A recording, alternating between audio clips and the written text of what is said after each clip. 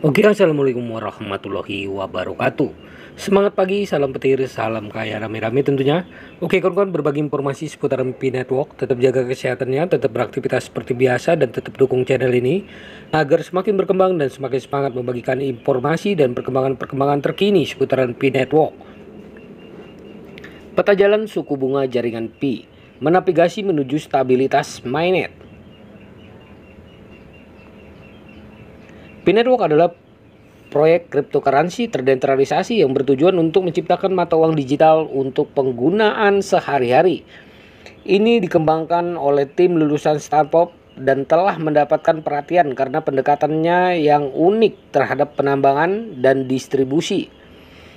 Pengguna dapat menambang cryptocurrency Pi di ponsel cerdas mereka, sehingga berkontribusi terhadap keamanan dan pengoperasian jaringan. Pi Network menekankan aksesibilitas dan inklusivitas, memungkinkan partisipasi dari spektrum pengguna yang luas saat masih dalam pengembangan. Pi Network telah menarik banyak komunitas pengguna yang tertarik dengan visinya tentang mata uang digital yang terdesentralisasi dan ramah pengguna. Nah, kita akan jelaskan apa itu suku bunga. Nah, persentase yang dibebankan oleh pemberi pinjaman kepada peminjam atas penggunaan suatu aset dinyatakan sebagai persentase dari jumlah pokok atau jumlah awal yang dipinjam. Bertindak sebagai kompensasi bagi pemberi pinjaman karena mengambil resiko meminjamkan uang atau aset dan biaya peluang karena tidak dapat menggunakan dana itu sendiri.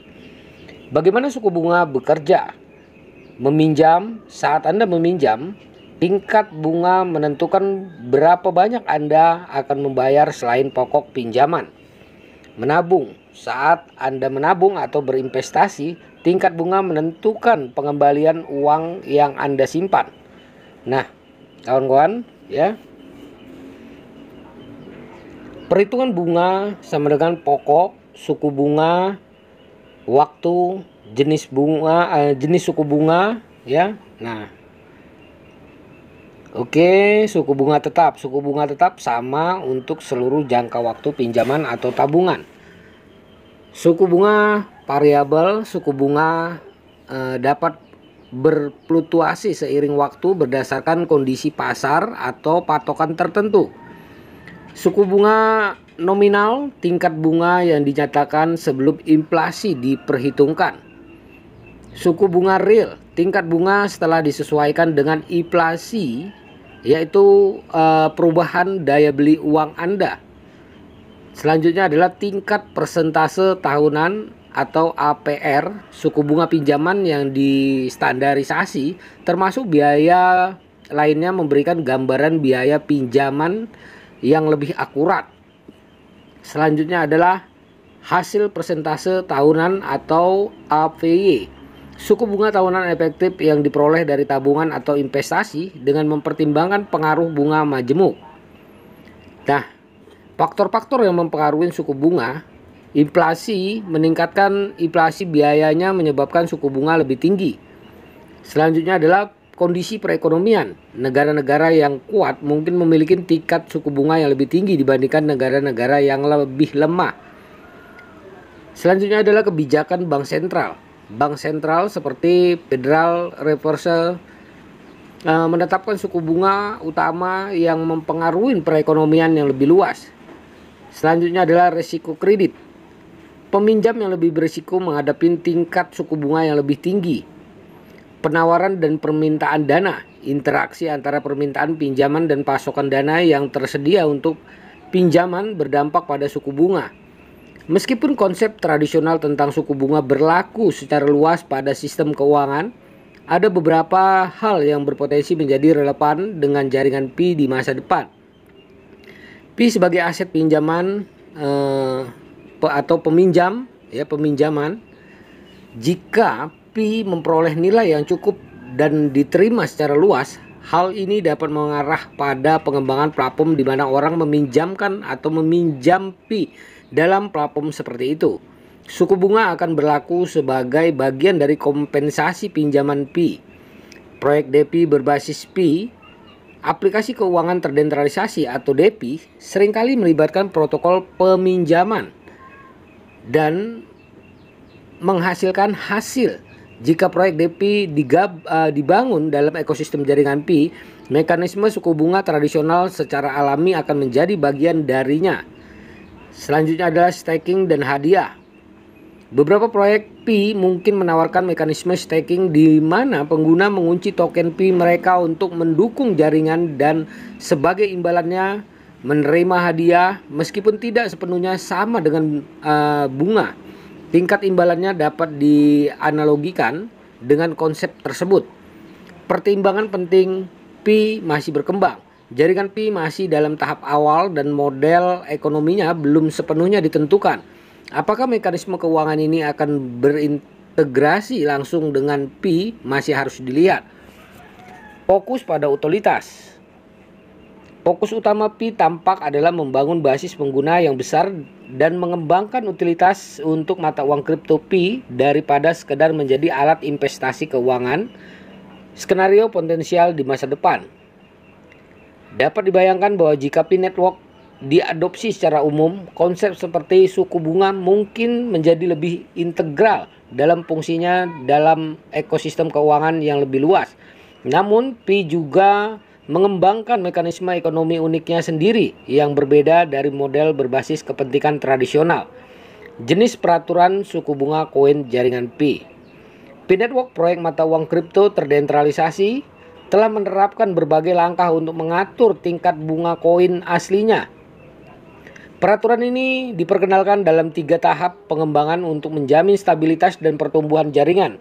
Mari kita jelajahin 3 jenis regulasi suku bunga di Pi Network. Yang pertama adalah sistem penguncian hadiah tahap awal.